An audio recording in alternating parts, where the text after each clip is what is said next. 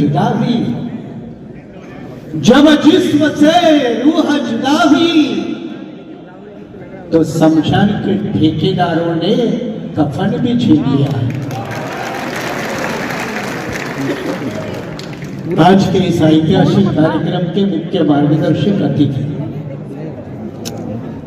जिनका आपके सारे उपस्थितियों के बीच फेंक दोगे क्या? सात सिंह धनगर द्वारा राष्ट्रीय अध्यक्ष घोषित किया गया, वह आज के आदरणीय हमारे सभी के मार्गदर्शक नेता भाई स्वामी प्रसाद मौर्य जी, इन्होंने जो एक ऐतिहासिक कदम उठाया, जो कदम भविष्य में एक लंबी लाइन खींचेगा, इस ऐतिहासिक साहस के लिए और राष्ट्रीय शोषित समाज पार्टी का अध्यक्ष चुने गए, इसलिए मौर्य जी का जोरदार तालियों से हम सभी स्वागत करें।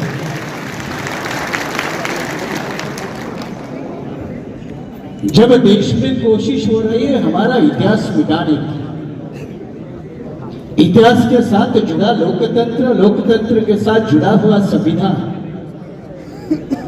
ये जब मिटाने की कोशिश हो रही है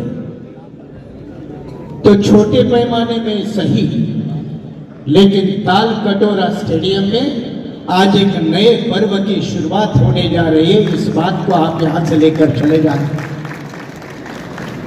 रास्ता आसान नहीं है, मुश्किल है, कठिन है, चैलेंजेस है। इसके बावजूद अगर आज कोई कहे कि देश में वर्तमान दो विचारधाराओं के संघर्ष के बीच अगर साउथ में कोई स्टालिन लड़ता है तो नॉर्थ में कोई स्वामी प्रसाद मौर्य लड़ता है, इस बात को भी हमें एक्सेप्ट करना होगा। ये खुलापन चाहिए, ये दिल का खुलापन चाहिए, और इस खुलापन के बीच के बावजूद हम सारे यहाँ जो नजर आते हैं इस मंच पे, कहीं विधायक है, मंत्री है, पूर्व मंत्री है, कोई 4-4 बार के एमएलए है, ये जिनके तालीम में तैयार हो गए, वो बाबा साहब और कांशीराम साहब का अखाड़ा वो तालीम रही है। और जब बाबा साहब और कांशीराम के असले चेले जब अपने औकात पे उतर जाते हैं तो बहुत लोगों को परेशानी का सामना करना पड़ेगा।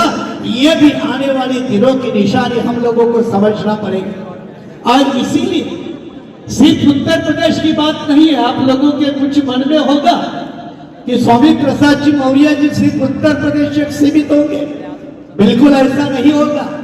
मैं महाराष्ट्र से आया हूं, मेरी पार्टी 8 राज्यों में है, मेरे हरियाणा के साथी मंच पे है। ये लड़ाई लंबे तक चलेगी और उसकी सिर्फ बुनियाद उत्तर प्रदेश नहीं होगी। जो जगह कांशीराम साहब ने छोड़ी वो जगह पूरी उसकी बुनियाद होगी, इस बात को समझ लो। और इसलिए दोबारा वक्त आया है ये नारा देने का कि वोट हमारा, राज तुम्हारा। ये नारा देने का वक्त आया है, और ये नारा देने की ताकत स्वामी प्रसाद मौर्य जी में निसंदेह है। हम एक दूसरे को कई साथी 20-25 सालों के जानते हैं। बहुजन मूवमेंट में हम लोगों ने अपने योगदान दिया है, चाहे साहब सिंह जी हो, चाहे स्वामी प्रसाद जी हो, चाहे के गौतम जी हो, या मैं महाराष्ट्र से हूं। हम बसपा के पूर्व लोग हैं जिन्होंने मिशन के साथ अपनी जिम्मेदारी जोड़ी और सब कुछ जितना हो सकता है उतना देने के लिए काम करते रहे। और इसीलिए आज के इस दिन इस मंच से हम जब निकल जाएंगे, हॉल से चले जाएंगे, तो हमें एक बड़ी जंग का ऐलान करके जाना होगा।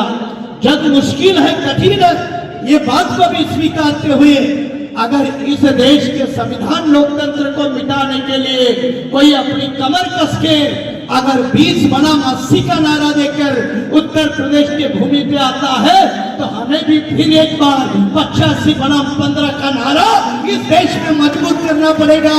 इसी सूरत के साथ हम लोगों ने यहाँ से अपना एक मंसूबा, एक फैसला बनाकर चलना चाहिए। आने वाला दिन इतिहास हमें तय करेगा, हमारी समीक्षा तय करेगा। चाहे मौर्य जी हो, चाहे आप हो, हम सभी की समीक्षा होगी।